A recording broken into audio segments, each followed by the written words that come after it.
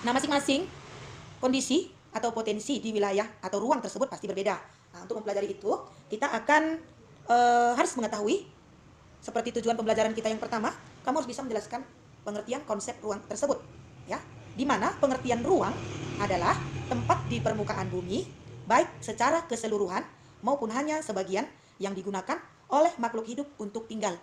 Jadi, artinya di sini bahwa ruang tersebut tidak hanya digunakan atau tempat tinggal manusia, tapi juga bisa digunakan seperti yang Ibu tadi bilang, bahwa di situ manusia melakukan kegiatan atau aktivitasnya, ya, sesuai dengan kebudayaan setempat.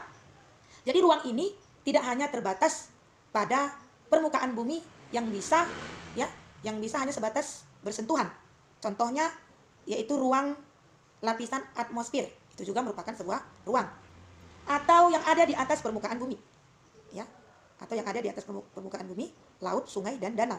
Di bawah permukaan bumi, ya, di bawah permukaan bumi atau air tanah sampai kedalaman tertentu. Ruang juga mencakup lapisan tanah dan batuan, sampai pada lapisan tertentu yang menjadi sumber daya kehidupan.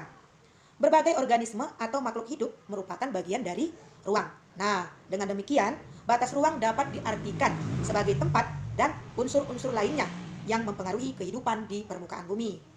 Nah, mungkin untuk hari ini, ya, tidak banyak yang kita bahas, hanya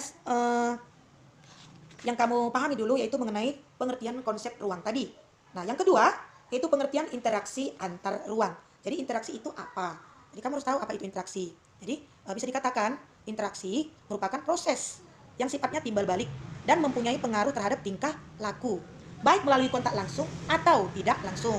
Nah, itu dia pengertian dari interaksi. Ya. Tapi di sini pengertian interaksi antar ruang sudah jelas, ya, bahwa kita itu membutuhkan orang lain untuk bisa berinteraksi. Manusia tidak bisa berinteraksi dengan sendirinya. Manusia membutuhkan orang lain untuk berinteraksi dalam memenuhi semua kebutuhan manusia tersebut. Jadi setiap ruang di permukaan bumi memiliki ciri khas tertentu yang berbeda antara suatu wilayah dan wilayah lainnya.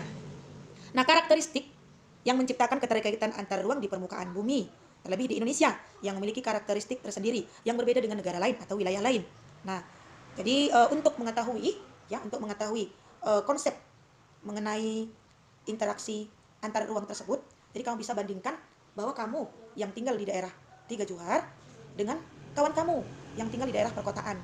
Tentu ini sangat berbeda, ya, berbeda sumber daya alamnya, berbeda cara manusianya beraktivitas atau melakukan kegiatan atau pekerjaannya. Nah, di sini